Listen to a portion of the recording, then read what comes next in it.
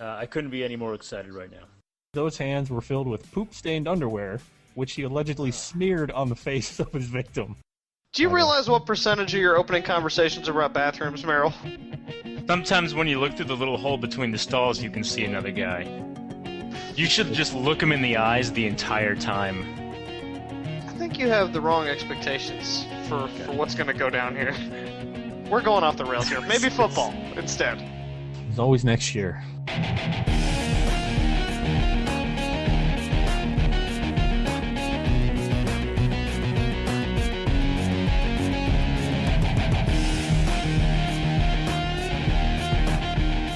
Happy Name Your Car Day, and welcome back to the Sandlot Cast, a podcast about our uber competitive fantasy football league that no one else cares about, where, well, we can't stop and we won't stop. Anthony, how's it going, man? Hey, pretty good. I wanted to congratulate you on your first win this season. Thank you very much. It feels good. You know, I got that Monday morning win feeling, which is always so much better than, you know, every other week of my life. So yeah, it's good. Hillers, what's going on, man? Not so much, you know. I'm out of work. I'm 0-2 on the week, you know. Okay. Little, you know, time to indulge. Sure. How's the furlough going?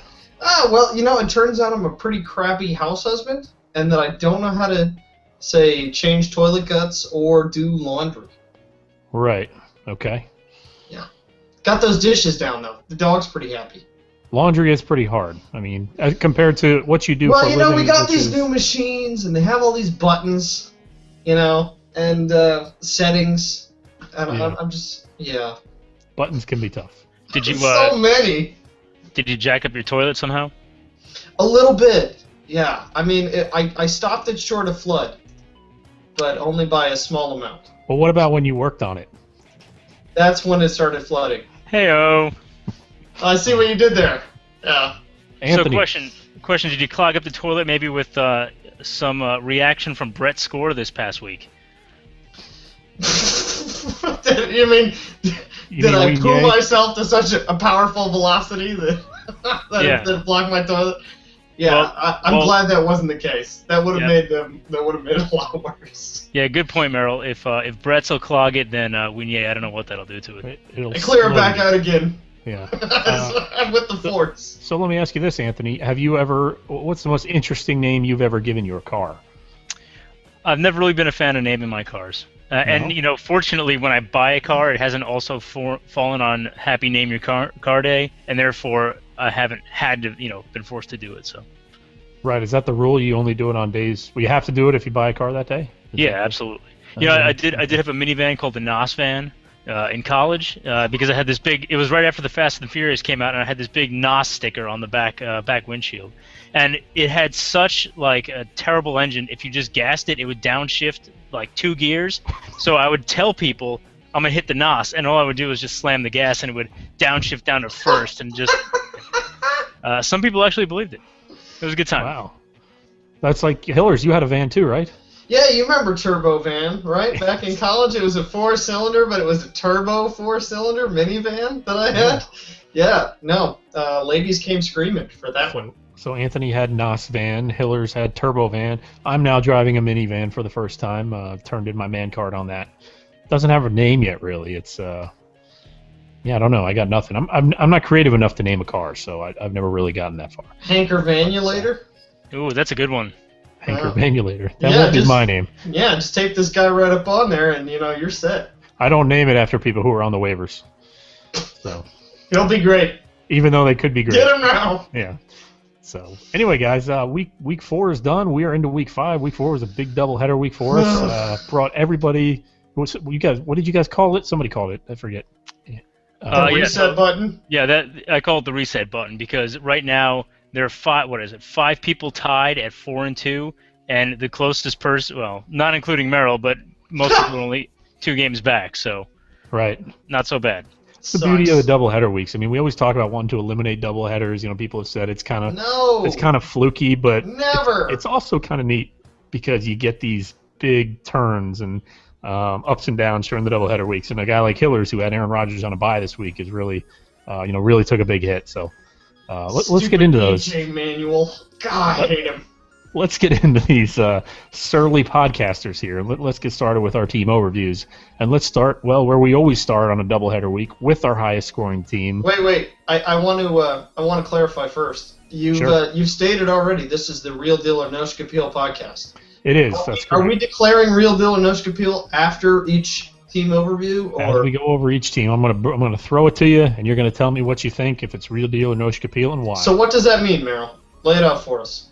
It means the team's got to pass the eyeball test for the long term. Like, you think this is a team that will be in the hunt at the end of the year to make the playoffs and potentially make a playoff run. It doesn't necessarily mean you think they will make the playoffs, but you could see this team. That's what I mean by it, by the way, for anybody. Right. 5 teams only in my Real Deal. There's more Real Deal teams than not Real Deal teams for me usually, because there's like 8. Yeah, so. But it means whatever you want it to mean. That's the beauty of this country. It shouldn't. It's about freedom and it's chaos. The right to a Real Deal or No Schkapeel. I think it's in the Bill of Rights for fantasy football. That's absolutely not correct. For our league. And if so, I'm rewriting it as our sole authority. No. Let's get into Dave's team. Let's do it. Stick it. Another doubleheader week, and Dave puts up a big score again. Puts up 125.6 points. Beats the Sabertooth Tigers and the Weenyay, puts him at 4-2 on the year and tied for first place. So he's holding first place in his division. Okay, holding first place. So he's actually tied for first place with you, Hillers, at 4-2.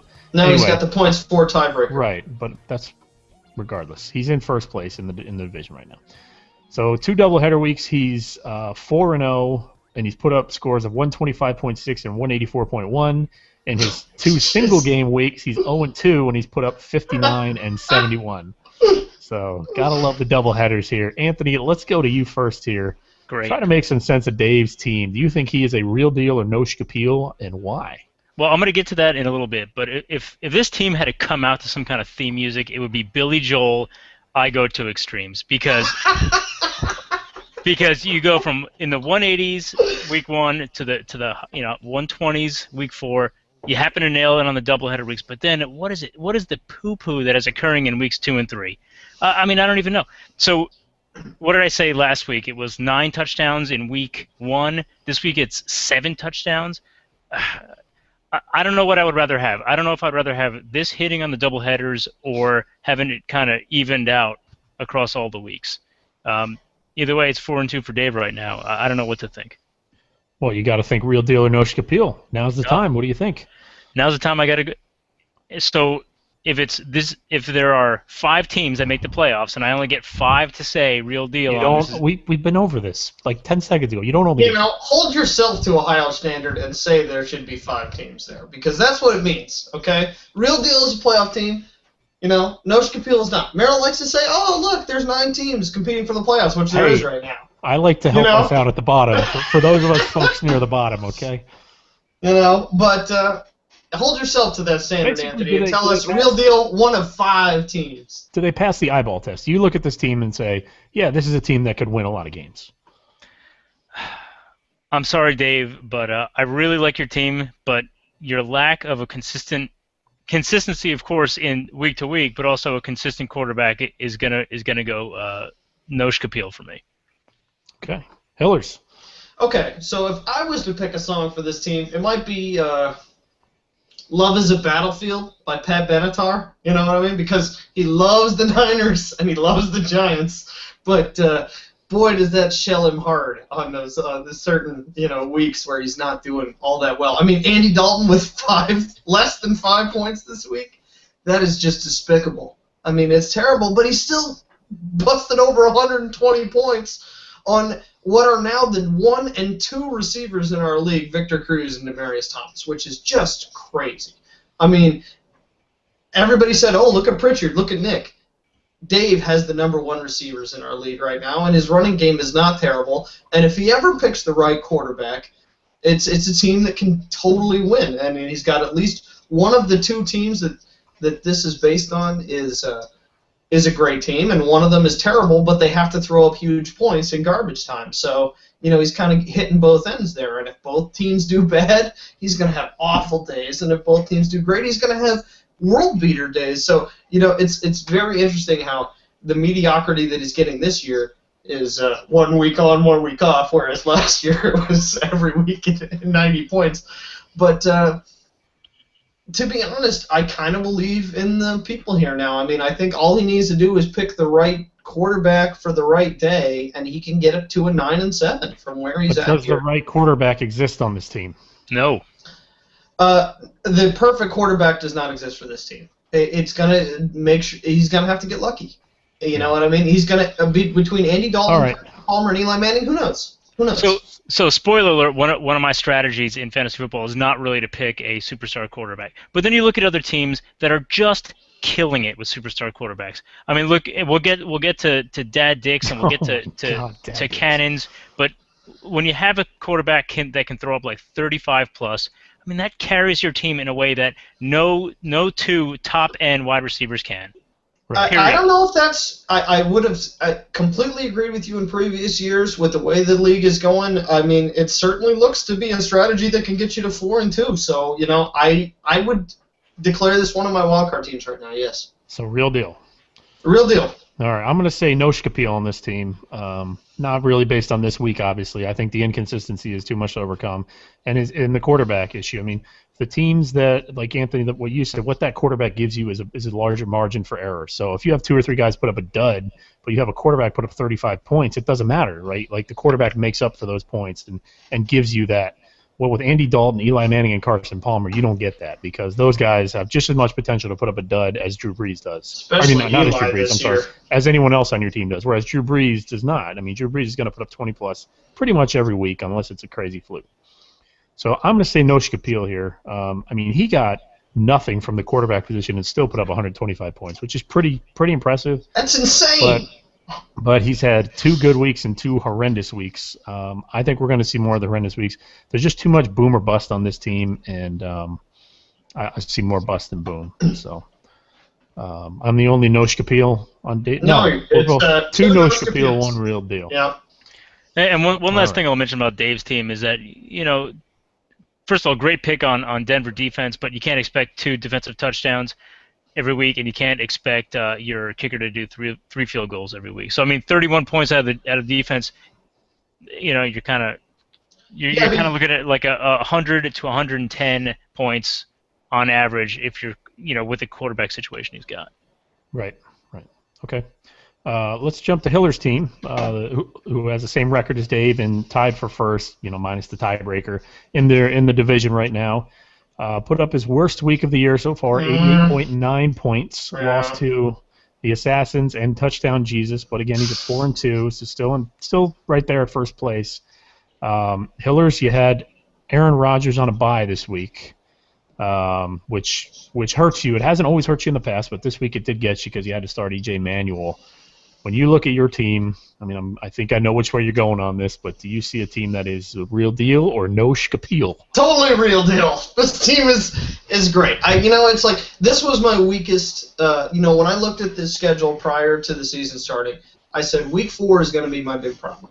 I got Rodgers on a bye. I wasn't entirely sure about my running back situation. Obviously, I botched some lineup choices this week.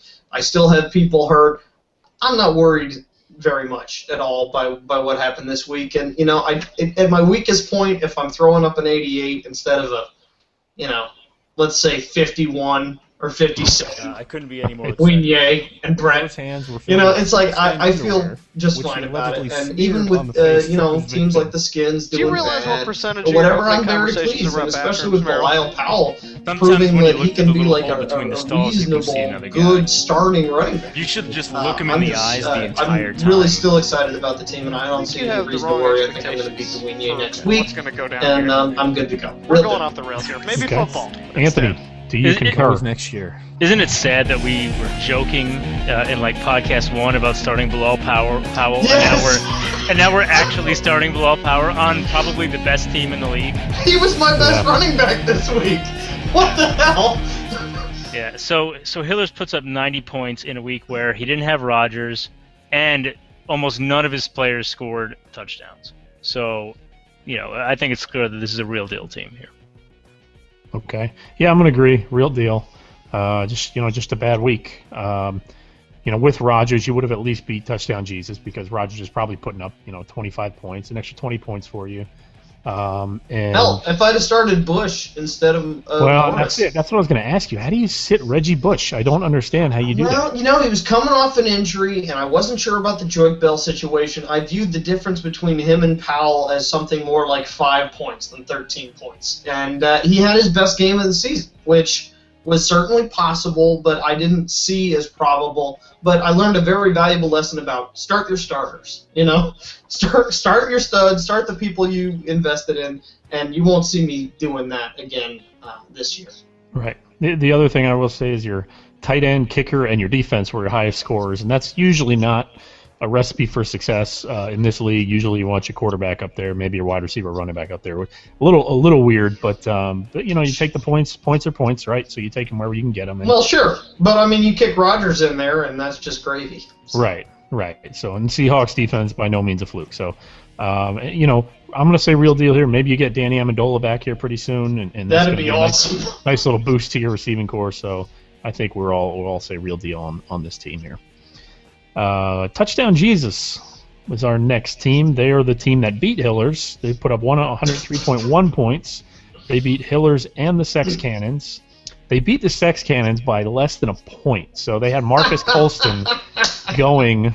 They had Marcus Colston going on Monday night, and he caught a 9-yard pass with 4 minutes and 17 seconds left in the game, which put him up over Evan. Normally that's an Evan move, so Evan got Evaned in this one, which Anthony, I know you probably love. He's at 3-3, won 3 in a row now. He's at third place, 1 game back. Anthony, is this team the real deal? TDJ, no, I'm going to go No Schkapeel on this one. You're still starting Ryan Matthews. Yeah, good job. Good job, 103 yards, I guess, but I don't know how that even happened. Did they count him in warm-ups to get 103 yards? Because that dude looks terrible. Anyway, yeah, I just don't like his lineup. Dallas, that helps. Cam Newton will come back and torpedo your team. Ryan Matthews, constant torpedo. Robbie Gould, that dude's terrible. I got to go No Schkapeel. Shot at Robbie Gould. Yep. Wow. Dig on the kicker there. All right, Hillers?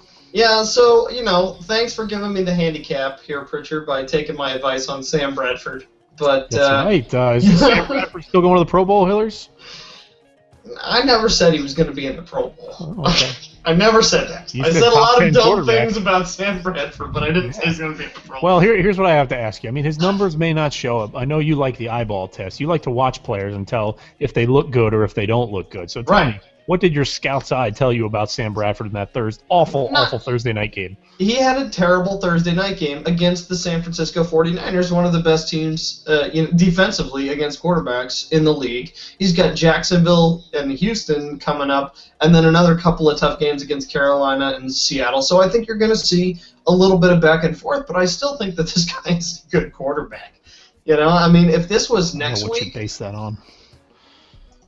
Good performance against a mediocre team. I didn't say he wasn't top 5 quarterback, but he's a good quarterback, and I would have started him if I was in Pritchard's situation this week as well. 9 points is not a good performance out of your quarterback. No, it's not, but it's the Niners. Yeah, but it's the Niners minus Patrick Willis, minus Alvin Smith, and their defense is not as good as it was last year. Doesn't mean that people can't step up. A lot of good quarterbacks have The struggles Colts ran all over them the week before. They ran all over them, but what did Andrew Luck have? He didn't get over 20. He didn't have to do anything because they just so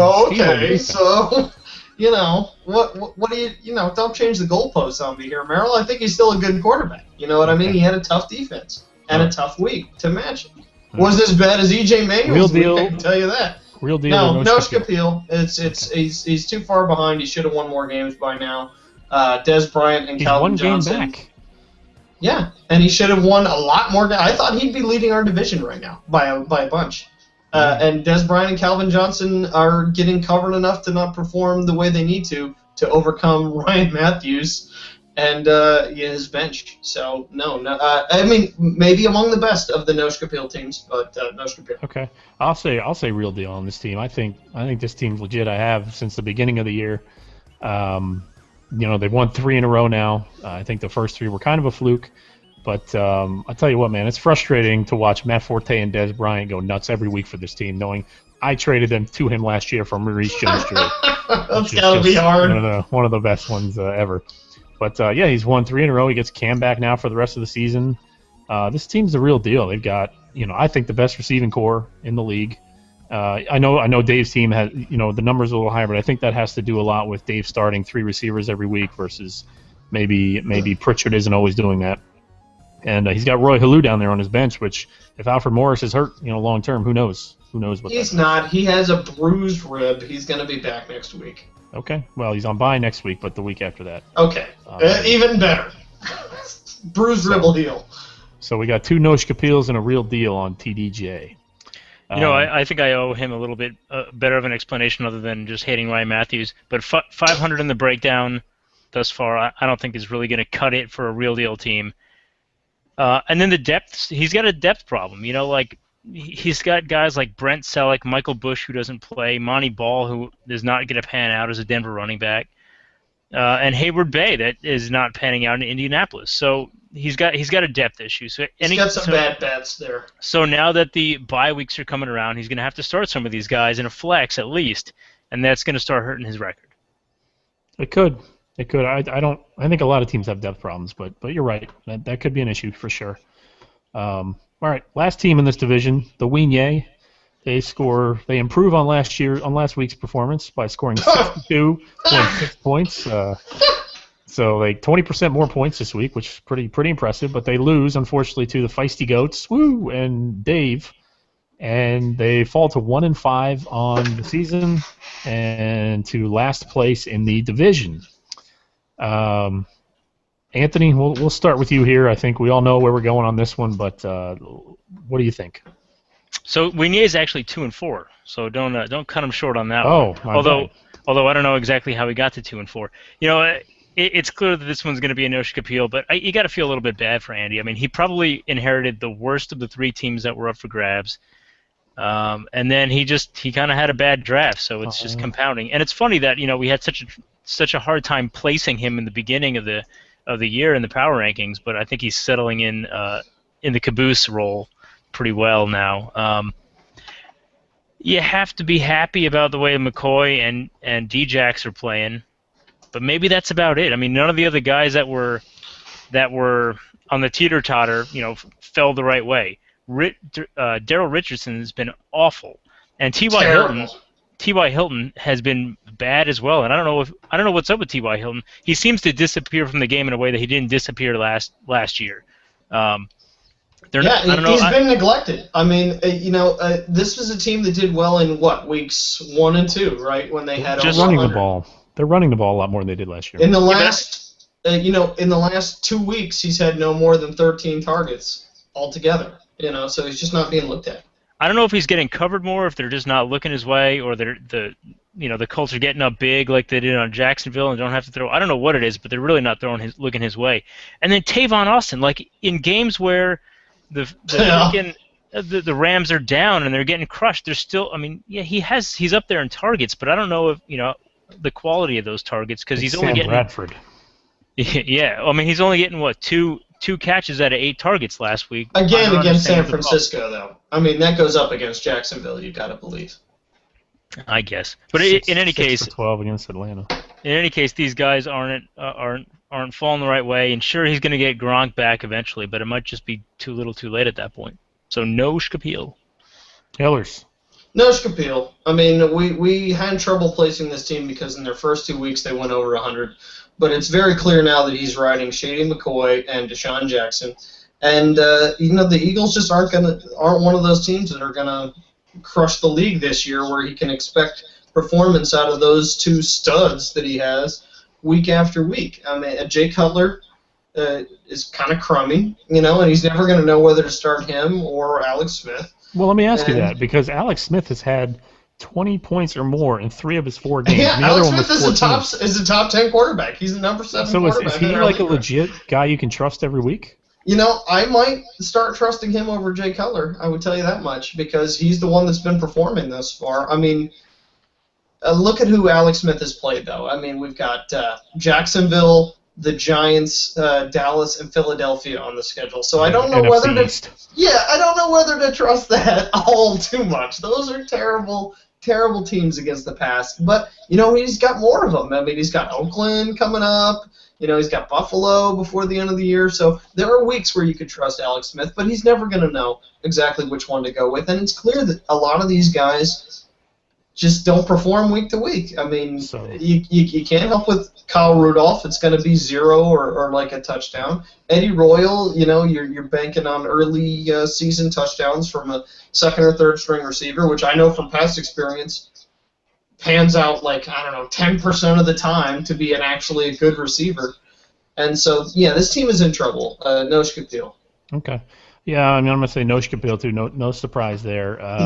I think we were a little surprised in Week 1 when the Eagles played the Redskins and Deshaun Jackson and LaShawn McCoy went nuts, and it's like, wow, this team's really good. But, you know, it's the Redskins. Turns out everybody's good against their defense. Who knew? I'm going to disagree, Anthony, that he inherited the worst team. I don't think he did. I think he may have turned it into by trading Matt Stafford for Darryl Richardson. I think that was a problem.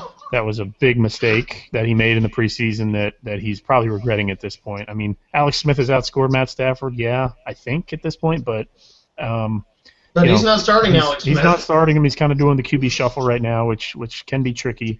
I think this team is actually pretty good coming in. I think maybe JD inherited the worst team, but again, just no touchdowns. Just no touchdowns this week at all. And if his Eagles don't perform, which they haven't, I mean, everybody was really excited about this offense. But if his Eagles don't perform, he's not doing much because there's not a whole lot else on this team right now to get excited about. So let's say I manage to beat him next week.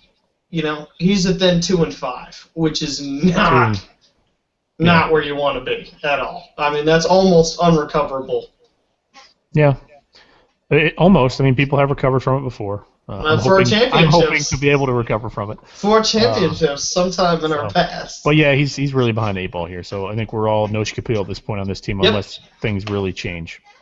Wait, isn't being behind the 8 ball a good thing? No, because you can't get to it. Oh. Hey, so one of our live listeners informed me that T.Y. Hilton has an injured groin and he's been playing through it. So, who cares? He's still crap. All right, well, okay. Well, that could be the reason he's not catching his targets. Good newsbreaker, though. I will say 9 targets this week for T.Y. Hilton. That's not a bad amount of targets. I'd take that every week. I mean, that works out to 100-plus targets on the year. Wait till Trent Richardson gets up to speed. He'll be a nobody. Yeah, sure. I mean, I could see that. All right, let's get into the Puppet Masters here. They're our next division, and we'll start at the top with with the highest score of the week, that is, not necessarily the top of the division. But the highest score of the week was End Zone Bombardment Squad at 117.6 points. Nope, it was Dad Dix, 118.2. Beat me out there at the last second. That's right. Well, we're starting with EBS anyway. Otherwise, I'm going to lose my place. All right. But thank you for correcting me to stay on top of that. So he beats Feisty Goats, and Peanut Butter Jelly Time goes to 4-2 and tied for first place in the division. You know, tiebreaker to be sorted out later. But, Anthony, what do you think of your team here? You manufactured another win. Yeah, well, I mean, I think this one might have been a little bit more justified than, say, the Week 1 win, for example. Putting up the third highest score in the league this past week, not so bad. And I think, just kind of good performances from everyone down the line, especially the Colts defense, who, I tried to really buy the win on that one.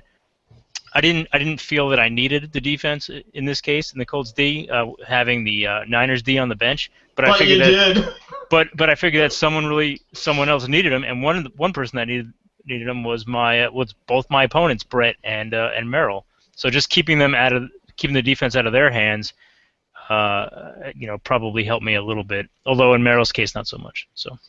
No, it helped you a lot. Are you a real deal or no Schkapeel, Anthony?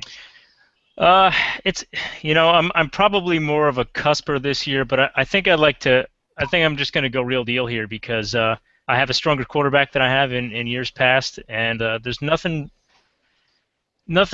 too terrible on my roster right now, and I think that with Roddy White getting healthier, and maybe with Andre Brown coming back, it's just going to get better. Okay. Hillers, do you agree? That sounds like wishful thinking to me. I mean, that sounds like a guy who's looking at a roster that he knows there's not a ton of superstars out there, and is just hoping that things pan out in such a way as he would. I mean, props to you, Anthony, for getting at least one win and out of your savvy ownership for getting the Colts defense here. That was a great pickup. You know, it's just one of those little things. It seems little, but in this case, it was big. I mean, you won it. You know, his defense went for 25. Yours went for 26. I mean, that's a huge move. And one of the reasons I always have you kind of in there is because I know that you're active and you're looking at the things, you're checking the waivers, you're looking for little opportunities that can pan out for a win. And one win in this league means the difference between playoffs and not. Having said that. No Schkapeel by a small margin here. I mean, you know, I'm looking at, you know, and I know you had Bradshaw, you know, on a bye or hurt or whatever, but I mean, you're starting Jaquiz Rogers. You know, Gio Bernard looks great, you know, but great for a rookie running back, which means you're not going to expect 20 points every week. You know, Lynch is clearly your best player here, and you're not going to get 26 points out of your defense every week. And I think for the rest of this, it's looking a little representative of their typical scores. In Reggie Wayne, I think maybe, you know, well, no, a high end of typical, but I just don't see it putting up enough, you know, for you to compete with your divisional opponents here. I mean, Watson and Grimes are putting up high points as well, and I think you're going to fall probably maybe 9 and 7 and short on the points for. So, okay. No Schkapeel. So let me just quickly rebuke here. I agree with the tough division. Posted on it. Mike Wallace sucks. That's true. I would have won without the Colts D this week. You would. So I will throw that in there. You would. You would have beat who without the Colts? Oh, with the Niners, you're saying? Yeah. Yeah, with the Niners. Yeah, so that's why I mean the Colts the pickup was nice, but it didn't really get you the win. I mean, I picked up a defense this week too that had 25 points, so I mean it wasn't like it made a difference. Good moves on both your parts.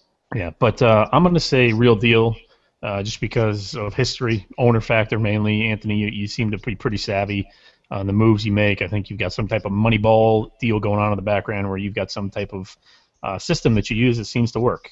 You know, you do get a little lucky at times maybe, but, you know, who doesn't that wins in this league? That's kind of what you have to do. So everyone gets lucky that wins. And the reason you won, I mean, you had a kicker and defense, you know, combined for 40 points this week, which is always nice. When that happens, you're going to do pretty well.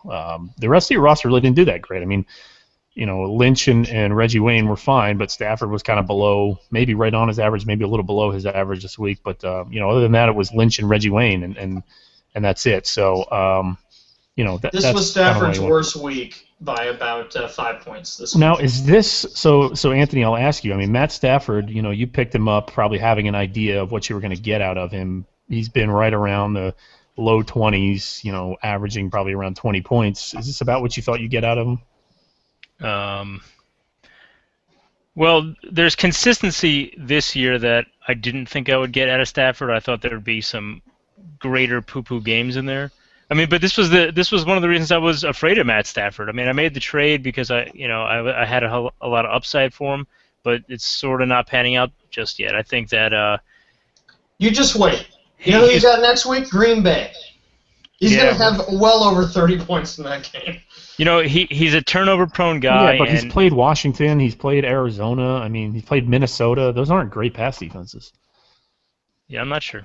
I don't know what's going on. I don't know if it's like a and I'm really helped out by Reggie Bush in this case because Reggie Bush is turning on the Jets for some of these dump passes and making touchdowns out of them. So you know, it really could be a lot worse for me. Well, I think, yeah.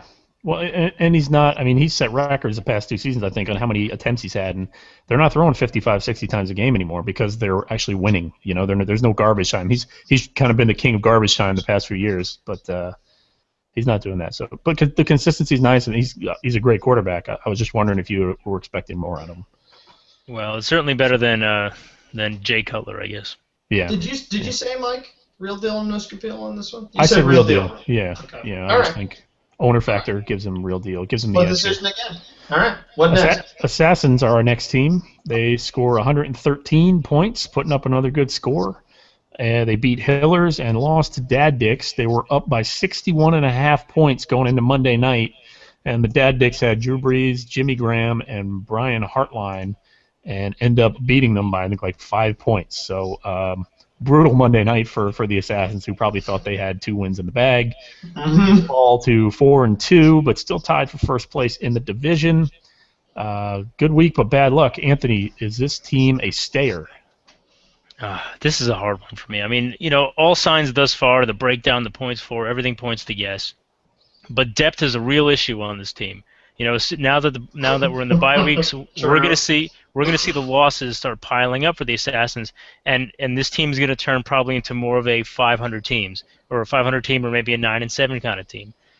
That said, God, I hate to do it, but I'm gonna say real deal here. Based on the starting lineup strength. I think it's just that, it's based on Adrian Peterson, and I think it's based on, he probably gets a couple lucky in-division wins just down the line. But honestly, just as easily as it can go real deal, it can go no. But I'm going to go real deal. He's done this, and Brady hasn't really been Brady yet, He's been putting up these scores, and Brady's been pretty average as far as QBs go. This was Brady last year, though. He was a little better. He was a little better than this, but yeah. So you say real deal for him? I did say real deal. Okay. Hillers. Yeah, real deal. I mean, this is the ultimate studs and duds team, and I am beginning to regret a little bit that I didn't negotiate a little harder around Jordy Nelson this season, who was on a bye this week, and he still managed to put up over 100. I mean, this team has put up over 100 3 weeks out of 4. Uh-oh. We lost Hillers. Right. Unless he's thinking really hard. Now he's moving. What? All right. Are you back?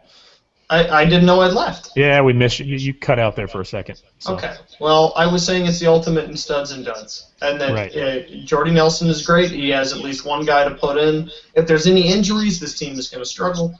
But he looks really good. I mean, he's going to beat most teams most weeks.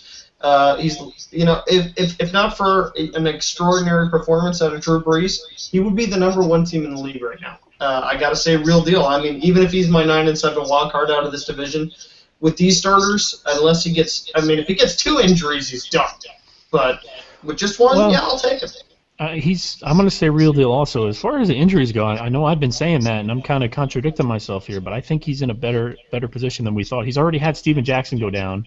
He picks up Jason Snelling, who didn't do so great this week, but he's a nice little pickup you can have in there to replace Steven Jackson. He's also got Andre Ellington down there on his bench, who, based on how things are going in Arizona, Rashard Mendenhall might be losing that job, and Ellington might get more opportunity. We're getting that feedback again, by the way. Pretty bad echo I'm getting on my end. So this team maybe not. There we go. That's better. There we go. This team maybe not as shallow as we thought. I mean, maybe he can sustain another injury too. The other thing is I think Brady's going to get better. He's going to get Amendola back. He's going to get Gronk back. Yeah, but then Edelman will be worse. Yeah, but he's got Jordy Nelson he can plug in if he needs to at that point. And, so he's got a little bit. And Shane Vereen will be back maybe at some point. I don't know. Yeah, he has a slight margin to maneuver here. Yeah, it's better than we thought it was, is what I'm saying. So I'm going to say a real deal. I mean, this starting lineup has produced. He's already taken a major hit with Steven Jackson. And he's survived it. So when Jackson comes back, who knows? So we good on that one? Yep. I guess so. All right. All 3 real deal, right? Mm-hmm. Yep. So Dad That's Dicks. shocking. Way to go, Watson. Way to be on the worst team in the league. Absolutely. To somebody we're all saying is going to be in the playoffs. Congrats.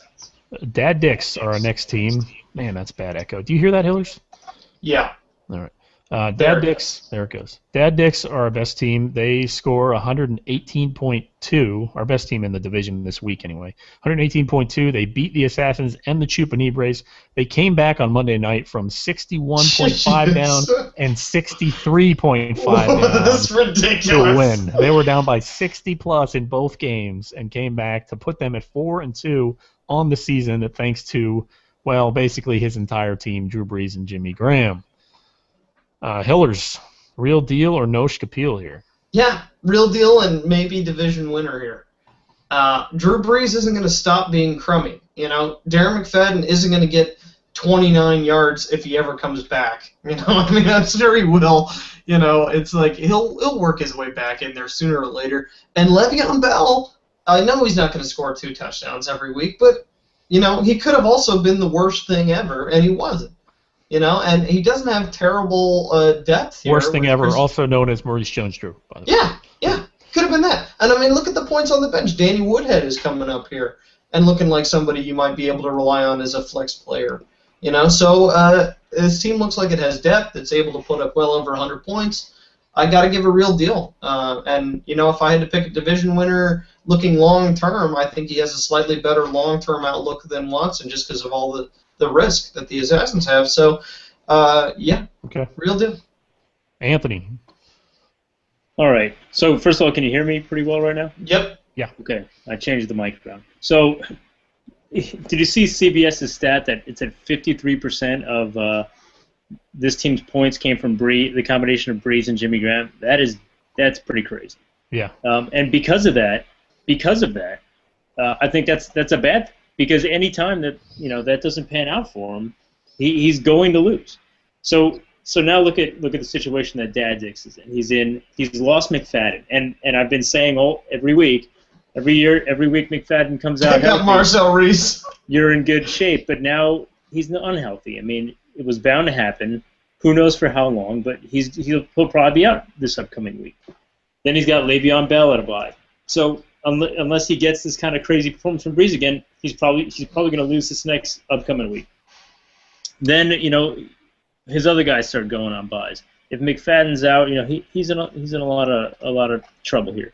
Now Drew Brees has a bye on week 7. So does Jimmy Graham, and that's a doubleheader week in the division. Oh, week 7! Oh, what a terrible week. So he's in some trouble, and he can be looking at maybe McFadden is also out that week if he's back.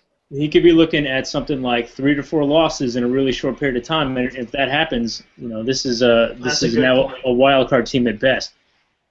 And in the same fashion that Assassins went real deal, I have to go no Schkapeel for Dad Dix. That's a good point with the bye week situation. So no Schkapeel due to some schedule issues, I guess, is what you're and some reliance on too few players. I would say it's generally bad luck for all those things to happen at once. But yeah, no Schkapeel. Yeah. Okay. Well, I mean, when you look at the league and you've got so many teams at 4-2, and you've got 8 teams within one game, the divisional doubleheader in week 7 is just so crucial. And to have everything that's really great about your team gone that week is a disaster. Yeah, well, and I'm going to say real deal on this team because, okay, so he doesn't have Brees. He can plug in Romo that week, and, Romo's playing at Philly, so that's a pretty good matchup. You can plug Romo in, maybe pull 25, 30 points out of him there. Yeah, missing Graham's going to hurt, but, missing McFadden might not hurt as much as we think it will. McFadden's been he's been pretty good. I'm sorry. He's been good. I haven't paid much attention, but he basically picked up Le'Veon Bell this week. I know he's got a bye coming up, like you said, but after week 7, we've still got 6 or 7 games left after that. So a lot of games. Real deal. I think this team does hang around, and I think if a couple things fall their way, I think they will be contending, and if they somehow get out of week 7 1-1. Yeah, they're in pretty good shape because it's Drew Brees and Jimmy Brees time from there on out. So I do want to mention that Le'Veon Bell. So Danny Grimes drafted Le'Veon Bell, which was a solid draft choice at $14. It's hard to believe. I mean, I think Le'Veon Bell was supposed to be out longer than he actually turned out. Yeah. Maybe that's why he was, he only went for $14. But nobody really knew. Yeah. If Le'Veon Bell continues to perform at the level, I mean, it was against the Vikings, but I mean, this could be like a franchise player for Dad Dix, and I think that's a good start to come in this league to pick up a guy right off the bat like that. You just have to hope that he had 2 touchdowns, which is great. 84 yards, not incredible, and you just have to hope that Pittsburgh defense or that Pittsburgh team doesn't drag him down because their offense is inept.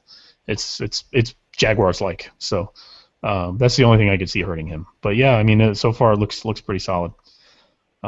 So we got a real deal and 2 no Schkapeels, right? I was no Schkapeel. Okay. Did we lose Hillers again? No, I'm still here. Okay. Who are we talking about? No, Dad Dicks. But anyway. Real deal. Two okay. real deals there. All right. Feisty Goats, the final team in the division, put up the fewest points at 103.8. They beat that sucks. beat Wayne, who put up quite the stinker, and lose to EBS and go to 1-5 after going 1-1 on the week. And in last place in the division, Hillers, real deal or no Schkapeel? Yeah, I want to support you so badly here. I mean, your players are still decent players, and you had to have been excited to see Dwayne Bowe, get some looks and some targets this week. But it's you just went in such a hole. I can't imagine you just went out from here. So I'm gonna have to go ahead and give you no Schkapeel. Although, you're like one deal away from being an extremely damaging team, I think. So. Okay, Anthony. I'm afraid of your team, but here's why. I think you're in too much of a hole to come out because you're only 2 losses away from 9-7, and that's wild card at best. But I still think your team's good, and I think your team is probably going to turn it on in the second half. I mean, whether it's going to screw some people, and therefore, in a division as close as ours looks like it's going to be, you're going to screw somebody, at least 2 of us probably. So I'm afraid, there's a good chance it's going to be me. Okay. Oh, but no Schkapeel. But I'll tell you what, Merrill. I mean, just to do one step deeper on your team, and let's say we all say no Schkapeel. Maybe you give yourself real deal, But looking multi-year here, you do have a lot to build off. You know what your problem is. You need a quarterback. You need a franchise quarterback, and it looks like just like you got hit with the Josh Freeman bug. Russell Wilson isn't quite enough to propel you into elite territory here, even though the Seahawks have been doing quite well. Maurice Jones-Drew, maybe a guy you can get rid of, in trade deadline. If he stops sucking, he's done terrible, and he might not do any better. So, yeah, a little bit of bad luck, but Josh Gordon looks like an excellent guy to have, and you have the 2 best tight ends in the league, which means you're in an excellent trade position. So I'm sure you'll be able to find a way to leverage that. Yeah, I've been working like crazy this week trying to. I know you have. It's hard. It's hard to pull even backup quarterbacks from people in our league, and I know me and you discussed that at great length. At great length, with much vehemence on one side anyway. Yeah. I want to help you. Yeah, I know. I'm gonna say no Schkapeel as well. Just too big a hole at this point. I do still crazily believe in my team. It's hard to solve the quarterback problem mid-season because even when you're trying to get a backup quarterback, people want a starter for that person, and the increase I'm going to get from a guy like Russell Wilson to a guy like, I don't know, Colin Kaepernick or someone who's available, I know, in our league is not big enough to give up the upside or long-term upside in the keeper league of a guy like David Wilson, at $6. Or Julius Thomas, I would argue. Or Julius Thomas even, a top 5 tight end at this point. So that's kind of the problem. My frustration is these backup quarterbacks are quarterbacks that are going to play 1 week for these teams, and they're holding them, at such high esteem. And I realize that they're top 10 guys and they score a lot of points, but there's just not a lot. You're not going to get a lot more for a backup quarterback because there's 9 teams in this league who are happy with their quarterback. So there's 3 teams looking for one, and 2 of those teams aren't even really looking for one. So it's like that's kind of the rub. Let me ask you something, Merrill. Do you think Peyton Manning retires after this year, particularly if the Broncos win the Super Bowl, which it looks like they certainly could? I don't know. If he retires, is Julius Thomas somebody you'd still want to keep? Yeah, maybe something you should think about. I know. I'm not set on keeping Julius Thomas. I don't necessarily think he's as good as a lot of people do. I think Peyton's still got 1 more year after this, but because he looks really good. I think any tight end like him is worth a lot in that offense. Yeah. I think Peyton Manning could very well break a record he once held of most touchdowns in a season, which is now 50. Well, that's the thing, right? So these trades, though, I'm not talking about giving them to somebody necessarily for keeper value, but to somebody who needs a tight end for this year. That's a guy they would want. But I will say in the last 2 weeks, I've played teams whose defenses and kickers have put up 43 last week and 40 this week. So your luck remains the worst. That's where I've been getting beat because I haven't lost by that much. I only lost by like 10 last week, and I lost by 14 this week. So that's where I've been getting crushed is kickers and defense, which is like, it's what have I told you, Merrill? Well, what have I told you about kickers and defense? I got 25 out of my defense this week. So you did. It's it's a struggle, but I will say, MJD, David Wilson, Julius Thomas are all out there on the trade block if people are interested. So no Schkapeel though for that team. All right. Moving on. Melon Ballers division here. We're gonna start with the first place team in that division, which is the Light Saber-Tooth Tigers, who put up 101.5 points, and they beat PBJ but lose to Dave. Go to 3-3 and tied for first place in this division at 3-3. Anthony, do you think Nick's team can hang around and compete? He is. He's probably an average team here, and therefore it's going to be No Schkapeel. And here's why. Man, he had some players blow up this week. Kenbrell Tompkins went nuts. Jordan Cameron, typically went nuts again. Darren Sproles, holy crap! But then he still only put up 101 points. I mean, I don't know what happened there. I mean, I guess you can't expect negative from your defense, but even maybe a good week, he would have put up 110 and still lost this game. So when he's sitting there, so let me stop you there because earlier you said, well, Hiller's had a bad week and he still put up 88 points. It's like so. But Nick had a good week and put up only 100. That's what I'm trying to say here. I don't know if it came out well. Okay. And you think it's a good week because he had a couple of high scores, I guess? He had teens points out of 1, 2, 3, 4, 5 of the starters here. I mean, that's if I had to have teens out of the starters, I think I could have. Okay. Maybe. Yeah. All right. Do we still think 90 points is a good score, by the way? I knew you were going to come back to that, Merrill. I know we thought that last week. What do we think this week? So I still think 100 is generally a good score, but not when it's your top end, which, right now for Nick, it looks like it might be close to a top end. Because, his quarterbacks, I think he might have a problem there. I believed in Colin Kaepernick, but he's shown me now 3 out of the 4 weeks that he's not going to put up more than 20 points. Sabres' top score this season was in week 1 when he did 117. Okay. Yes. Yeah. With 36 points from Kaepernick that week and 28 out of AJ Green. So Nick is probably, as you'll see, the one that has fallen the most in my power rankings. And he's going to have to make some tweaks. I don't know what it's going to be exactly. Maybe a trade or I'm not sure, but something's not cutting it. I tend to think it might be that QB position. Okay. I mean, if his defense put up an average score this week of 10 points, then he would have been at 111.5. Would we be talking about him differently at that point? I don't know. I'll tell you what. I wouldn't, because per my real deal, my personal real deal rules, only 5 teams can make it, and this is still kind of a competitive, slugging it out division. And now, are they crushing everyone like I thought they would be? No, but are they still beating each other up quite a bit? Yeah, they are. And Anthony was right when he says, he had good performances from a lot of his people. Now, does he get maybe a little bit luckier in terms of his kicker and his defense in any given week? Sure. But maybe that's the week that Darren Sproles doesn't manage to get 24 points. I feel like this team will shift around in terms of who's scoring the points. But I'm not seeing the 140-point terror, here. And he can still make some real errors in terms of quarterbacks. And if this team was in a different division, I'd probably be calling them real deal.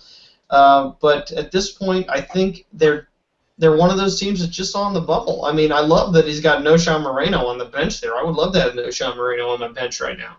That's he should probably start starting him over Stephen Ridley unless Ridley can pick it up. And then maybe he can pick up a few more games. So I could definitely be wrong about this team. I could definitely be wrong about this team. This team has a ton of talent. Jordan Cameron was, there was so many tight ends you could have gambled on in this offseason, and he got the one that was the right one, which is definitely Jordan Cameron. Okay, and so the closest the closest in the league No Schkapeel team. Okay. Yeah, I'm going to agree on No Schkapeel. I just think there's something about this team that's not clicking, and I don't know. I'm not sure exactly what it is. It's $90 in running backs that are not panning out. Yeah. I think. Yeah, Ridley, I mean, is the big one, right? I mean, he spent $40-some on it in the draft. And Miller even got a touchdown this week. Miller's going to be fine, I think. Yeah, Miller will be all right. He's not going to be great, but as an RB2, he's a good RB2. Unfortunately, he needs him to be an RB1, I think, and that's, I don't know if he's there, but you would think with those receivers, I just don't know. This is a team that's hard to figure out for me. This is kind of fallen into where the Weenyay used to be. It's like we're not real sure what this team is, and but if they got an average score from Janikowski, if he puts up 7 and his defense puts up 10, he's at 120 points almost this week, which is a great score, and we're not talking about this team that way. But I'm still going to say No Schkapeel. For some reason, I just don't see this team hanging around. And why Mike Glennon? I don't understand the Mike Glennon pickup when you've got Kaepernick and Vick. I'm confused by that one. But overall, yeah. Can you think of any tight end other than Jimmy Graham? Can you guys think of any tight end you'd rather have the rest of the year than Jordan Cameron? Nope. Okay. Yeah. Jimmy Graham, Jordan Cameron are the clear 1 and 2. Number 2 tight end in the league. Also, let me take one moment to clarify what I meant about the 3 quarterback. I caught a lot of crap this week about saying don't carry 3 quarterbacks and then picking up Terrell Pryor. Mm-hmm. I meant don't carry 3 quarterbacks. If you're on a bye week, you now have 2 quarterbacks. One of my quarterbacks, hint, E.J. Manuel, will be on the waivers tomorrow, and that won't be a problem for me. So I have a question for you. Why do you have a second quarterback? Because Aaron Rodgers is done with his bye week. Because I thought at the beginning of the season that E.J. Manuel would have a better opportunity in Aaron Rodgers' bye week. No. I'm saying from now on, why are you going to hold a second quarterback? You're not starting him over Aaron Rodgers. Oh, just in case something bad happens. All right. In case Rodgers gets hurt. Why do you carry a backup for anybody? In case Rodgers gets hurt. If Rodgers gets hurt and I have to go to the waivers and hope that Brian Hoyer is there, that would be terrible. I mean, Terrell Pryor looks kind of good. Didn't you just pick up Terrell Pryor last week off the waivers? Yeah, but he looks pretty good. And now I'm surprised he wasn't picked up earlier. I considered picking him up. Get Terrell Pryor off the waivers this week. Why? Because I'm not. And why wouldn't you drop E.J. Manuel for Terrell Pryor? That's the other question. Well, E.J. Manuel has done worse. I don't see any star power out of him that I hoped that I would see when I picked him up. And if I was desperate, if there was somebody on the waivers that I was desperate to have, I would drop Terrell Pryor and just go with 1 quarterback. But there's not. There's just not that level of talent. So I'd rather have an insurance policy for my number 1 quarterback there. Okay. Yep. More players for us, Merrill. What's that? Yeah, I agree. I don't get it. Go get him. Yeah, I mean, if there's someone Austin Pettis looks pretty good. Go get him. But I'm not dying for him. We disagree on how good Austin Pettis looks, but yeah, we're gonna move on. CBS says he's one of the top 3 pickups this week. If you put a dress on him, says so. You put a dress on him, he's not so bad. It's like Bugs Bunny when he used to dress up as a girl. And Hillers, who's throwing to Austin Pettis? Sam Bradford, who I doubled down. Your boyfriend. And so it's not bad. Not panic. I'm gonna get you a Sam Bradford fathead. You should. Sex cannons. I will put it in this basement if you give me Sex cannons are our next team. Sam Bradford might be making an appearance on the podcast by the end of the year if he keeps playing like this. I'll put his face on that. It'll be the Bradford simulator. Are our next team. They put up 102.3 points. They lose to Chupanibres and Touchdown Jesus. They fall to 3-3 on the year. They are tied for first still at 3-3, but. Tied for first. Anthony. At 3-3, they're still tied for first. Tiebreakers. Their division. Yeah. Okay. Yeah. All right. Anthony, this team minus Peyton Manning. I don't think this is a very strong team right now. Is this a real deal or No Schkapeel team? Okay, but here's the thing: he's still got Peyton Manning. He does. So you can't say minus him because he still got him, and therefore it's a real deal. I mean, Peyton's off day is 4 touchdowns. Yep. So, his on day is 7. Yeah, so, I mean, who cares? Bernard Pierce, he could start Bernard Pierce and his brother and still make up the points. By the way, Jimmy Pierce is his brother's name. Okay. And still make up the points with. Actually, I don't know that for sure, but it probably is. And so make up the points with Peyton. You call him Jimmy anyway. It's a real deal here, and I think that I don't know what division is tough or not, but it does seem to be like a. Yeah, but this one's the one that's beating each other up. They're at the same level. You know what I mean? So all the divisions are pretty close, and if Evan's team is doing this poorly and hasn't dug himself into a hole, then he's got a good shot. So real deal. Hailers. Yeah, I gotta go real deal just because of the general quality of the entire lineup. I mean, if there's one team that can say, we've said, what general quality are you talking about? I'm talking about if something goes wrong, this is the team most able to adapt to something going wrong, particularly once Crabtree comes back. And he's probably not coming back, but okay. You don't think the whole season? He tore his Achilles.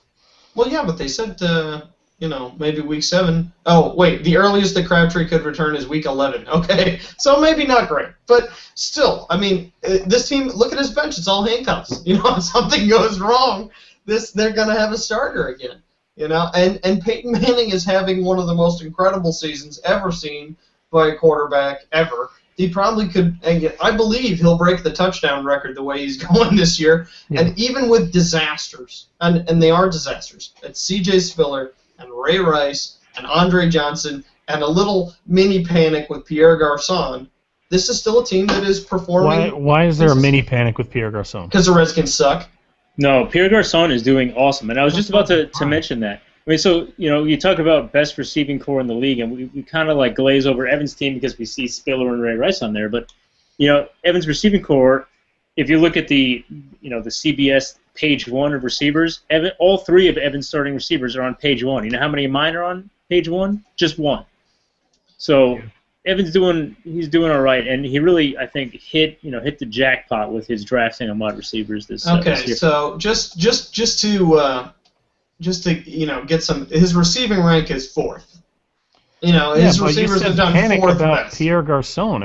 Mini panic. He's his 3rd wide receiver, and he's gone 6, 20, 8, 11. I mean, that's great for a 3rd So wide receiver. To sum up, real deal. I think this team is going to still win their division. I mean, I think this is a team that is a great team still, and that can cause real problems. Do I think they're the best team in the league? No, I don't.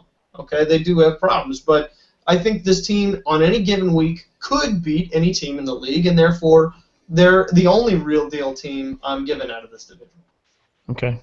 I mean, I'm going to say real deal too, and I'm not sure why. I guess it's just the history coming into play here. That has a lot to do with it. And Peyton Manning, I mean, my goodness, he's insane. He's scoring 40% of this team's points over their first 4 weeks. I mean, it's pretty ridiculous. Yeah, 62, 24, 30, and 37.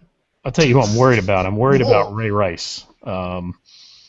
That's an issue. Ray Rice could be an issue this year. They ran the ball 1 time, I think, in the second half. The Ravens did this week, which is just ridiculous.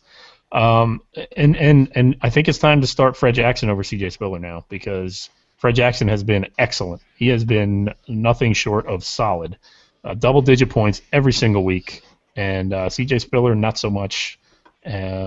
It's true. It's time to switch him. It's time to switch him. So, which isn't where he thought he'd be, but like you said, that's why he drafted this guy. So you got to react. I'll say real deal here. I don't love the team, but you got Peyton Manning putting up 35 plus every week. You can afford some weaknesses and some duds here and there. And get this, in week 6 he plays Jacksonville, and in week 8 he plays Washington. Yeah. That's going to be bloodbath. The spread on that Jacksonville game, they're saying, might be like 28 points. That's for an huge. NFL game, that's a college-level spread. That's insane. So, you know how many points he's going to put up against Indy, his old team? It's just going to – that one is – because Peyton seems like a guy – he's not going to womp Jacksonville, because – No, he'll be out. He'll be out after the first half. He's going to go and just kind of embarrass Indianapolis, and that's on a doubleheader week for Evans, so that's good for him. Yeah. Chupanibres is our next team here. They score 115.4 points. Another good score for them. They beat the Sex Cannons, but they got dad dicked this week by They got Jimmy Breeze this week, and unfortunately fall to 2-4. I'm sure they thought they had that win going into Monday night, but with a 60-plus point lead, but not so much. Nope. Hillers, what do we think? We like this team every week. They've never scored below 97 points, yet they're at 2-4. Do we think this is a real deal or no Schkapeel team? I believe I've already given out my 5, and it pains me because this has got to be the best 2-4 team I've seen in a long, long time. I mean, this team is really good, and they're one of the most consistent teams in the league. And if the schedule had been a little bit different, this team could easily be 5-1 or 4-2, right up there with anybody else. Do they have bench problems? Yeah, they got bench problems like a lot of people, but their starting lineup is killer, especially with Trent Richardson moving to Indianapolis and Wes Welker. If the Giants had been anything less than terrible, they would be a whole lot better with Hakeem Nicks. Antonio Brown flashes of brilliance. I mean, it's a great team, and Tony Gonzalez had an obviously well above his average week with 2 touchdowns and 149 receiving yards from a tight end. But I feel like this is a team that can put up over 100 every week. And while I don't think they'll make the playoffs, they're going to ruin a lot of teams' playoff hopes. Anthony. This is my last real deal team here. Nice. This team is 10th in the breakdown, which is good. 12th is the highest. In the breakdown, he's 25-18-1, and yet his record is 2-4. And it's not a deep enough hole yet that he can't recover. I know it's only 1 game out from where Merrill is at, but 1 doubleheader week, and now he's back in business. It's also 2 games out from the best scoring team in the league. So yeah, and there's nothing wrong with his team up and down. He's just going to make it better.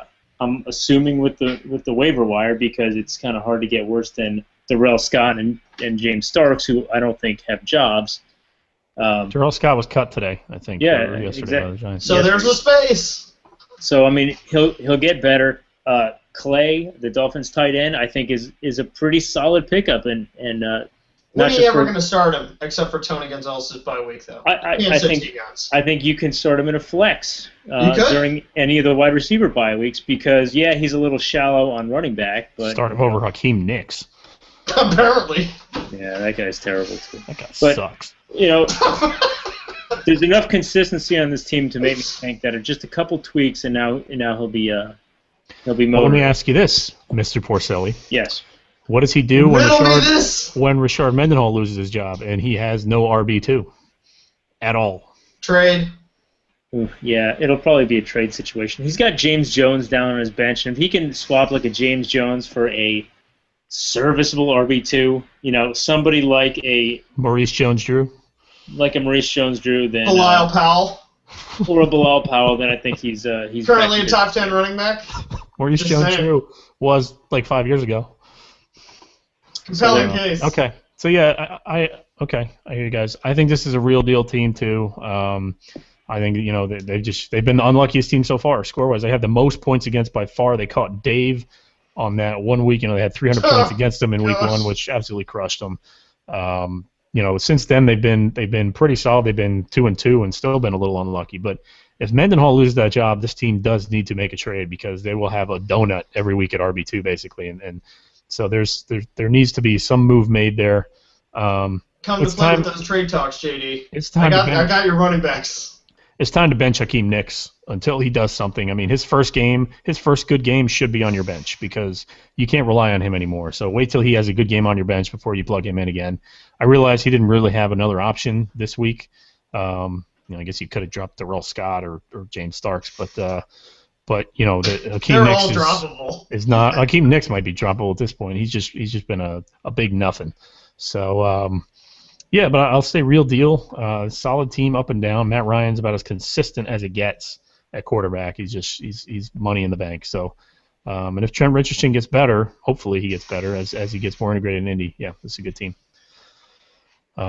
Should make a trade though for an RB if you can.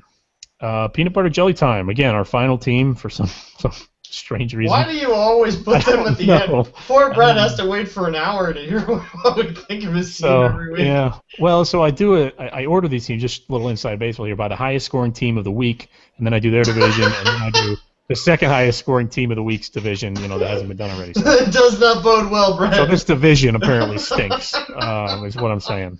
So anyway, Brett scores 76.5 points, loses to both the Sabertooth Tigers and EBS, falls to 2-4, tied for third place in the division, I guess, technically last place in the division as well. Hillers, do we think this team is a real deal or No Schkapeel team? No, they're not a real deal team. Everything that we thought was scary about this team turned out to be a fake boogeyman. You know what I mean? They're all scarecrows. So Robert Griffin III thought he was going to be a horrifying beast. Nope, the Redskins are horrible. Arian Foster, we thought he was going to be... Please don't go to Arian Foster. He yeah, I'm gonna. 23 points this week. And he's got 9, 16, 5, and 23. Yeah. Okay, that is not what you want out of Arian Foster. That is not what you paid for him. Well, I'm sure you would, but it's still not good. And Doug Martin hasn't gotten over 14.5 points, and he only barely scraped it 1 week. So, no, the guys that he needs to be studs, 30-point studs, none of them are doing that. They're all bad. You can't expect 30 points from Doug Martin and Arian Foster. That's every ridiculous. Once in a while, he went into the season expecting if he needs that to happen, every once in a while. No, every once in a while that one of them would do that and save a game. Because there was 3 studs, and you need studs to put up stud points, and they're not doing it. Stud points for running backs is 20.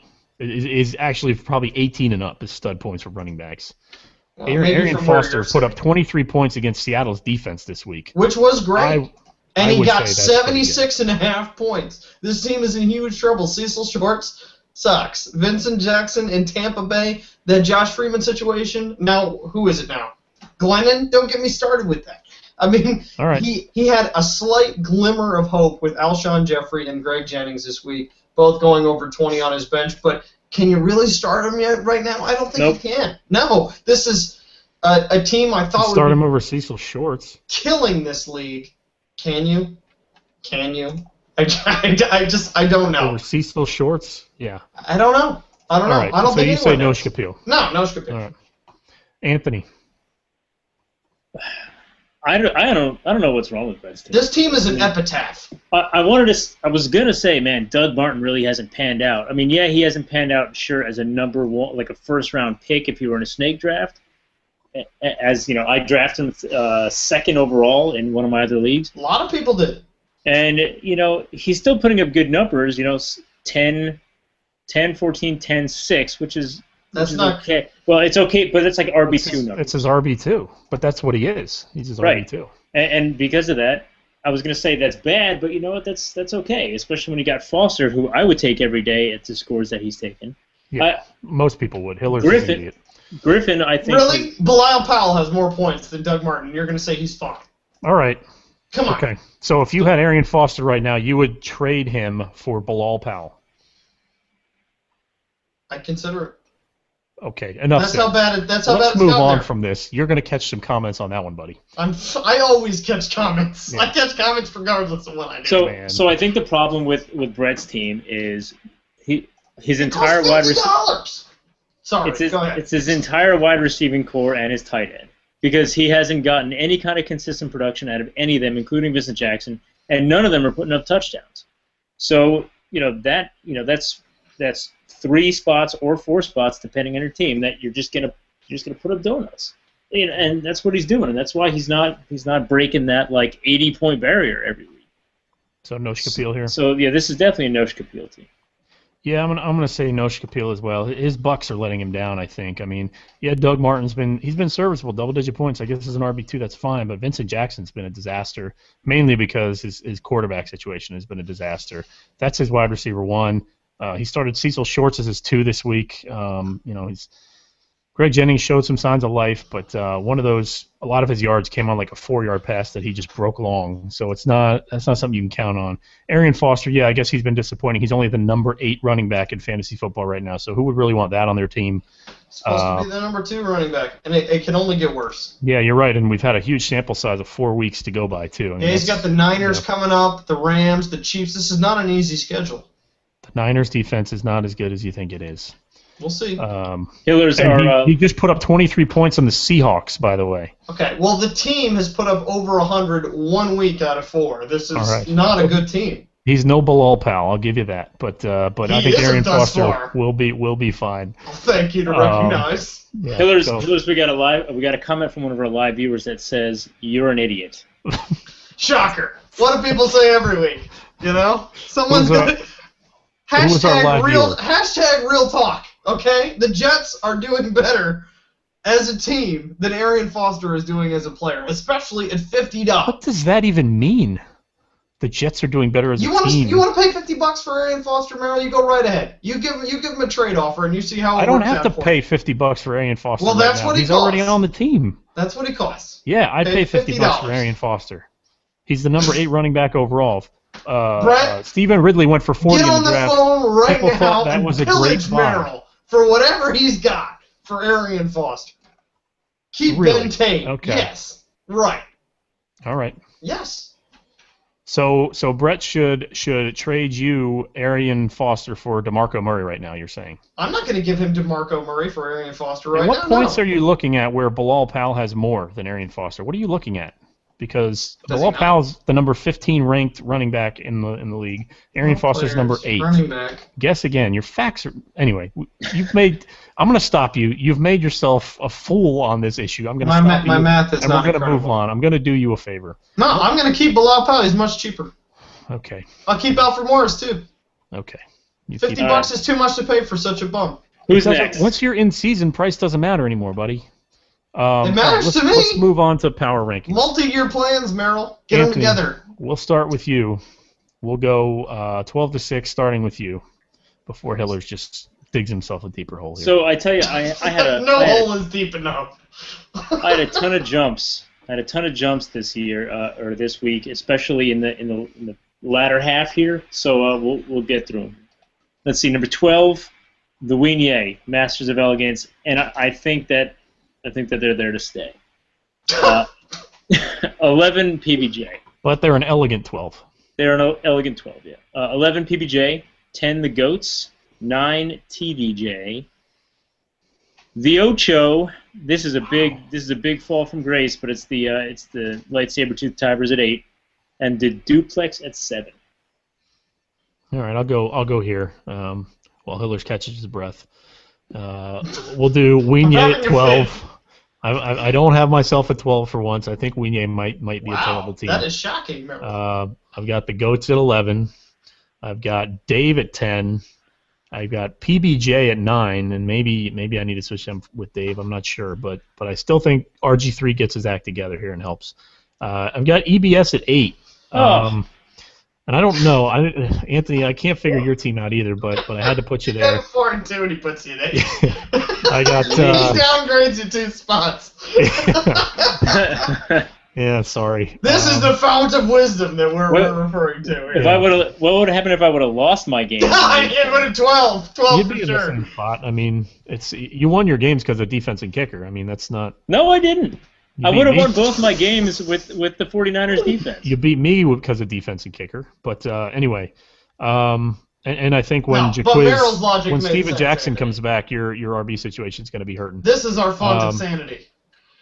You're right. Arian Foster stinks. 7, I have Chupin It kind of stinks. Number 8 running back overall stinks. Okay. Hillers, you're up. Don't want him. Anyway, we got at 12, Feisty Goats. Sorry, Merrill. The luck is what it is. You can't come back. Can't argue. Wigné at 11. They're still pretty bad. PBJ at 10. Team's in a spiral. What can I say? At 9, we have the lightsaber tooth tigers. At 8, we have TDJ. And at 7, which is their lowest score ever for me, the Cannons. I think week to week you could expect to beat them, even though I think they're a real deal. That makes no sense, but okay. You said power rankings and real deal No Schkapeel are not the same thing, and now you're turning on me. No, but your statement made no sense. Week to week you can beat them, but I think they're the real deal. I don't know what that means. Because they'll win more than they lose. Okay. All right. My number 6 team here is the Chupin Brace. My number 5 team is the EBS. 4 is the Cannons. 3 is the Dad Dicks. 2 is the Assassins, and I just hate them. I still want to say my 5-week rankings for the Assassins: 12-6, 12-5-2. Yeah, it's insane. And then number 1 is Hillers. All right, I have the Tigers at 6. I have the Assassins. I dropped them to 5. I'm not entirely sure why, but I don't know. Sex Cannons. I think maybe it's just historical owner factor. Maybe Sex Cannons at 4. I have the Dad Dicks at 3 because I'm terrified of Jimmy Graham and Drew Brees, and I have TDJ at 2, and I have Hillers at 1. I think TDJ is our biggest disagreement here, by the way. Guys. TDJ at 2 is crazy. I mean, he's 500. They're a good team, but I don't know if they're too good. But here's what I think. I think yeah, sooner or later this will be a big sample size, and then we'll have some real throwdowns. I cannot wait. Yeah, okay. Chupanibres at 6 for me. EBS at 5. I have the Duplex at 4. Let's see, who is at 3? Do I have 2 4s? No, Dad Dicks at 3. Assassins at 2, and myself at 1. Okay. Hey, Hillers, who has more points this year, Joik Bell or Bilal Powell? Because you're asking, I'm going to go ahead and say Joik Bell. Yep. But you know, boom or bust. So yeah. Would you trade Joik Bell? Would you trade Arian Foster for Joik Bell, Hillers? Well, I don't have either one of those players, so. That's not what I'm asking you. Would you trade Arian Foster for Joik Bell? No, I would not. No, I would not. I would keep Arian Foster. Interesting. All Even right, though what's he next? has more points than Bilal Powell. Reggie Bush is the starter there. Yeah, okay. Let's go to previews. Look, if I react too fast, you react too slow, okay? And history bears that out. So. Okay. That's all I'll say on that. We'll go to previews here, boys. Let's start with, we'll start at the top on my list here, which I guess we're always at the top on our own list. So, Feisty Goats at the Assassins. I'm going to take, with Adrian Peterson on bye, I'm going to pick myself to win this game. And yeah, I'm going to go with you there. Really that's like a major hole in a team that studs and duds. So I think this is a week you can pull it out. Everybody bid on Rashad Jennings. Oh, well, McFadden's going to play. Bid on any running backs out there that might be available to play for them. Anybody that might get a snap. Don't give him a running back. Yeah, and I'm also going to say the Goats on this one, and please win, Mike, because that would be nice. Please win. Need to finish 8-2, baby. 8-2. You need to get one more win than last season at least. Yeah. Shoot for 3, man. No, I'm saying. Dream for the stars. I need to finish 8-2 in the last 10 games. Dad Dicks at End Zone Bombardment Squad is our next game here. Anthony gets to face the machine that is Drew Brees and Jimmy Graham, but they are at Chicago, which is not that favorable of a matchup for them. I'm going to go with End Zone Bombardment Squad because I think maybe Drew Brees and Jimmy Graham suffer. Maybe it's windy and they can't throw the ball or something. I don't know. Yeah, I'm going to have to go with EBS as well. I mean, even if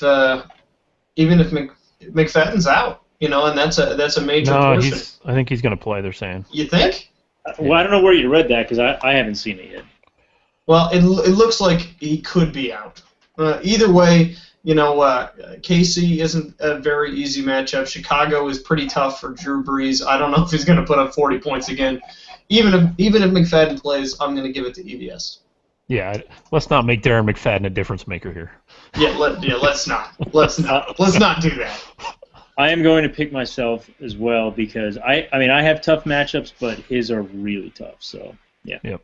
All right. Hiller's Epidemic at the Weenyay Masters of Elegance. Rogers back, Hillers. Your boyfriend's back. And playing against the Lions after a bye week when he just loves to shred people. He has excellent scores after bye weeks. On the other hand, the Eagles get the Giants, which is always nice for them. Yeah. Even Darrell Richardson gets Jacksonville this week. So. Yeah, I'm gonna pick Hillers here. I can't pick the Weenyay until they show a little more consistency or score above 70 points. Yeah, you can't pick against Rodgers. So Rodgers is at home against a divisional opponent, and he's just going to go after a bye week. I mean, Yeah. He's going to go nuts. Conversely, Reggie Bush is against the Packers, so I mean, I gotta pick me too.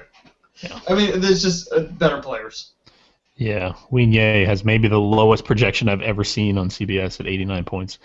Granted, it's with Gronkowski, who's at 0, but you never know if he's going to play or not. Dave's team versus Touchdown Jesus is our next By the way, game. we've all agreed on every one of these. Yeah, I think we may disagree here. Dave's team versus Touchdown Jesus. As far as buys go, it looks like Roy Halou is on bye for. Oh no! But, other than that, well, Eddie Lacy's back, by the way, and Eddie Lacy is most likely back this week. So I'm still going to take TDJ. I believe in this team. Matt Forte versus New Orleans, I like that. Calvin Johnson at Green Bay, I like that. And I think Dez is going to have a big game versus Denver. So, yeah, I'm picking that team. Yeah, I'm torn here. You know, I really think this is going to be a close one. You know, it's just there's enough here that I think this is going to be within points. But nevertheless, you know, just on matchups and you know how guys are looking and what I think those teams will need to do, it's got to be TDJ here. I don't see how you guys can say that. I'm going duplex for a big win here. And look, I mean, Matt Forte against New Orleans, that's an underrated defense right now. They're starting to get some respect, but in general underrated. And they're going to abandon the run because they're going to have to keep up if Chicago wants to win. Forte can be solid in the pass game, though. No, he's okay. No, Brent Selleck. I don't even know why he's on anybody's team. He's that bad. He's awful. Ravens D, I mean, they're okay, but I think that, you know, maybe Miami after that embarrassing loss might come back and start throwing the ball around a little bit, especially at home. And Cam Newton sucks, and Ryan Matthews is terrible. So I don't know. That I'll agree with. Matt Forte has had no less than 4 receptions in every game thus far, but it's right around there, except for the game against Minnesota where he had 10. Yeah. Okay. Next game, Chupa knee brace. So wait, who'd you take, Anthony? I took the duplex. Wow, you're hating on TDJ. You really are. We disagree on that team. Chupa knee brace versus light saber-toothed tigers. Interesting matchup here. We all kind of like Chupa knee brace and kind of disrespected the Tigers this week. Tigers have Mike Glennon on a bye this week, I think, so that's going to hurt them. Good pickup by Nick, by the way. Yeah, I was savvy, just in case Mike Glennon. In case you didn't want to start Mike Vick against the Giants this week. Yeah, right. Solid. I'm going to go with, I'm going to go with Nick in this one. You know JD can get a better defense than Chicago versus New Orleans, though. Yeah, he can. No. But he's got Antonio Brown on bye, which doesn't really help. He's been pretty solid. Yeah, I'm going to go with the Tigers here. Unfortunately for JD, I think he just gets unlucky again.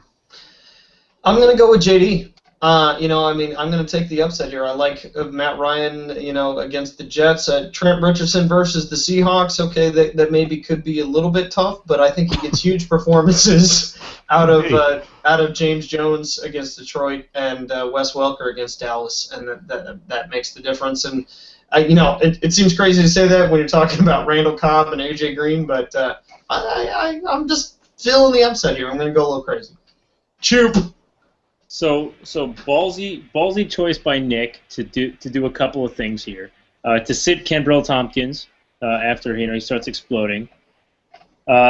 He's got to drop Janikowski, right? The Oakland really can't score any points, and Janikowski's missed a couple of deep ones, right? No, he missed a couple. So yeah, fantasy points 5, 14, 3, 2. I know it's just a kicker, but you got to swap that out. Yeah, I'm swapping my kicker out. So all that said, Craig Zerline. All that said about Nick's team, I still think that Nick pulls this victory out because the running back situation this week for JD is really tough with Richardson versus Seattle, and even Mendenhall versus Carolina. Mendenhall's got to turn around soon like he can, or like you said, Mike. But Mendenhall's got Carolina, San Fran, Seattle in the next 3 games, and I don't see that happening. So not great. Yeah, Carolina underrated defense. They're a solid run defense. Okay. Final game: Sex Cannons at Peanut Butter Jelly Time. Save them to last for a change. Phillip Rivers enters the starting lineup, and maybe he'll stay there because he has been ridiculous this year. Against 330-point games. Well, he's got RG3 on bye, so that's why he's in there. But that's not a bad bye week quarterback to have. Starting at the ultra convenient time of 11:35 p.m. on a Sunday. Wow. For anyone loving to catch that Chargers-Oakland game, hope you don't have anything to do in the morning. Hope you're furloughed. Pierre Garçon is on bye for Evan, which means Chris Givens is going to be starting for him at this point. I'm sure he may make a pickup or something. That's not terrible. Not terrible. I think the Cannons win this. I think Peyton Manning puts up 35-plus again and carries his team to a victory. Yeah, Cannons by a buttload. Yeah, I think that Finley, even if Finley doesn't play and Chris Givens, does what he normally does, other than run really fast, I think Cannons will still win this game because PBJ is just going to have a You say who wants Austin Pettis? This owner of Chris Givens probably wants him because Pettis is doing better than Givens. Yeah, I bet you that Evan doesn't want Austin Pettis. I'm just going to throw that out there. But fuck it up there. See what happens. We'll see. Hey, you know what I have to say about Austin Pettis? Yeah, baby. Because it's like Austin Powers. No, we get it. Do you got a cricket sound effect somewhere in there? Yeah. All right. Let's end on that note, boys. That was a slapper there. Okay. Good podcast. We went real long on this one, Hillers. We got to stop arguing about Arian Foster so much. I'm not sure why you hate him, but Ben Tate 8 carries by the way this week, and I'm not sure how 23 points is sucking, but we'll go with that. All right. All right. You pay $50 for him. I don't want him. Anthony, Hillers, we're signing out. I'm signing out for you guys. If you have anything to say it now. Okay, too late. We'll talk to you guys later.